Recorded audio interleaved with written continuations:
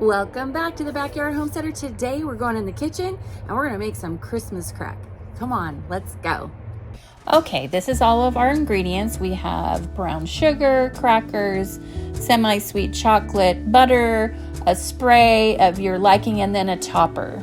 Go ahead and pause if you need to and write those down. Okay, now set your oven to 400 degrees right now and let it get heated while we go to the next step, which, as you see, we're putting foil down on our big sheet pan.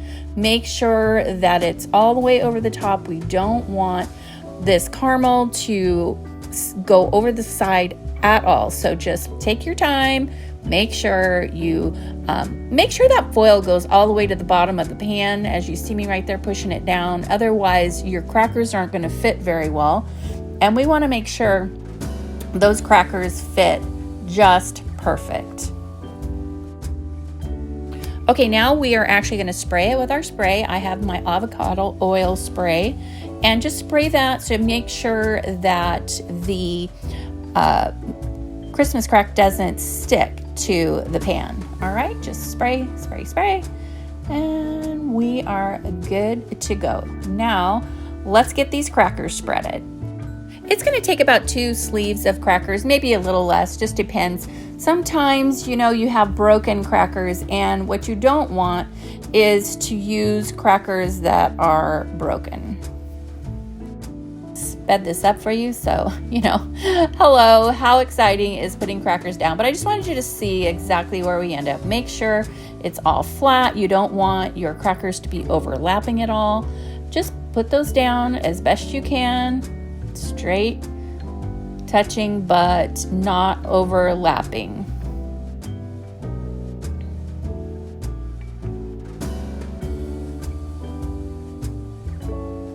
Okay, now that we have all of our crackers on, it is time to start making the caramel. You're going to take 2 sticks of butter, so that's 1 cup of butter. Put that in your saucepan. I use a wooden spoon. It's my preference. And then we're going to add to that our light brown sugar, 2 cups, and you want it packed, or excuse me, it's 1 cup. I only had a half a cup measuring cup, so that's why you're going to see me put in 2 here, because my 1 cup my husband tends to use for the dog food, so of course I don't have one. I have 2 half cup ones, not a cup. All right, so now then we're going to warm that up and get it, you know, stir it occasionally, and we're going to wait until it gets nice and bubbly.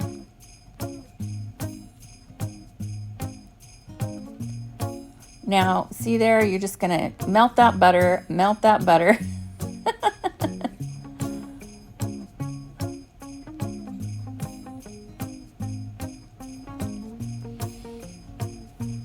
Alrighty, it's going to start to boil, and you're going to be so tempted to take it off that burner, but you're going to have to wait. See, that butter's almost melted. Got to get it there, and then we got to bring this to a roaring boil. All right, now I did speed this up because I know it's rather boring to sit here and watch the pot boil, so to speak, right?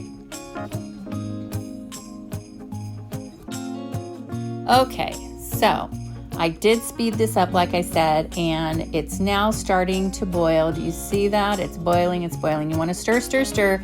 And I set the timer for 3 minutes, because once this caramel starts boiling like that, you want to constantly stir it, and you have to let it boil for 3 minutes, completely 3 minutes. So don't skimp. All right, now we're going to pour this on top of our crackers, and I always use once you see, I have that wooden spoon that I use to cook with, but then I have a silicone spoon. I love this. Actually, it's not a spoon. It's just like a spatula from EPICURE. It's amazing. I'll actually put a link in the description to that if you're interested. It's amazing. All of their silicone products are awesome. But yeah, you just want to spread this out, cover all the crackers, and get it as evenly as you possibly can. Okay, now we stick it in our 400-degree oven for 5 minutes. And yes, you need it to be in there for 5 minutes. Oh, here we go. 5 minutes are up. Look at how fast that happened. Oh my goodness. Now we're going to take this out. Be extra careful when you're taking that out of the oven. And next up, we're going to add our chocolate chips in there, semi-sweet chips. Some of them say 1 cup. I felt like 1 cup wasn't enough. So, I didn't go by a recipe. I just sprinkled them on there.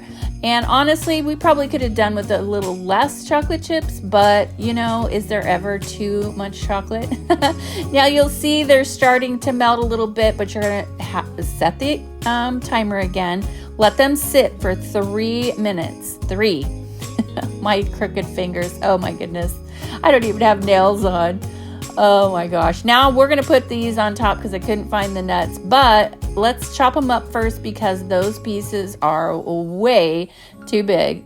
Again, there's my EPICURE placemat. That thing has lasted me so long. It's so convenient, and it cleans up really nicely.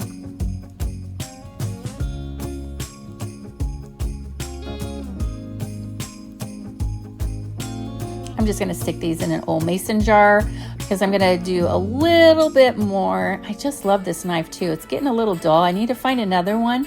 If you have a hookup for a nice knife that's shaped like that, with my hands, I'm very challenged. Okay, here we go. Now, silicone spoon, spread those chocolate chips. Spread, baby, spread. You have plenty of time though. This is not going to harden really quickly, so just take your time. Get it nice and even. You see I have a lot of chocolate on there. I realized after I did it that it's probably too many, but again, I don't think there's ever too much chocolate. Oh, there we go. All right, now we are going to sprinkle on our topping. And again, you get creative. Use whatever you'd like on there. And there we go. We let it cool overnight. And now we're going to break it up and put it on our platter. We're just going to lift it up and then push down, you see, like that with your hand underneath. Mine tended to actually just break where the crackers were. Some people, it didn't happen that way. I think that if you put it in the fridge, it's probably not as soft as mine were, and that's why I think they happen that way. But hey, they taste wonderful, so I don't think it really matters one bit at all.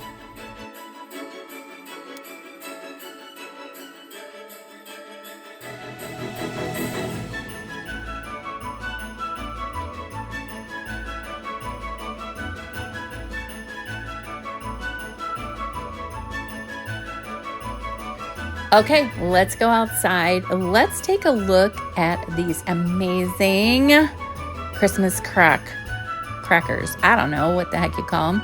I have the saran wrap over them. Let's see if I can get this off. Here we go. Okay, so I have to admit, at first I really thought this Christmas crack was a fail. But I don't know, because when I first tried it, it was the next morning. This is actually 2 days later. It just wasn't crunchy like the others had shown, but I think it just needs a little extra time to harden up. I didn't put it in the fridge. That's probably something you might want to try, but this big platter, I don't know about you, at this time of year, I don't have room for a big platter in my fridge. So yeah, that might help, because a few days later, I even asked my husband last night. He had a big mound of these things, and I'm like, is there any left for me to finish up my video? Oh my gosh. So here we go. Here's the Christmas crack. There's a little bit left, and I have to say, let's pick one here. Let's go ahead and let's give it a go. It's crunchy now. Buttery. That caramel that you make on the stove, which was so easy. Yeah. I say it's a winner. And, you know, I couldn't find mixed nuts. I looked everywhere. No mixed nuts. I think I would like to have mixed nuts on there. You could put almonds on there, chopped nuts. You put whatever you want on the top. Peppermint. I don't know that I'd do peppermint with caramel, but maybe. Use your imagination. I say it's a winner. But I still have another really easy, fun candy I'm gonna make, because one of my friends shared something super, super duper easy with me, and we'll talk about her as well. All right, well, thanks for hanging out with me on Vlogmas Day 20. Oh my gosh, can you believe it's only 5 days till Christmas? Oh my gosh. Are you ready? I'm ready. We only buy for the little kids, my grandbabies, and that's it. So we're done. No stress, just having fun. And yeah, the cooking begins. Let's go.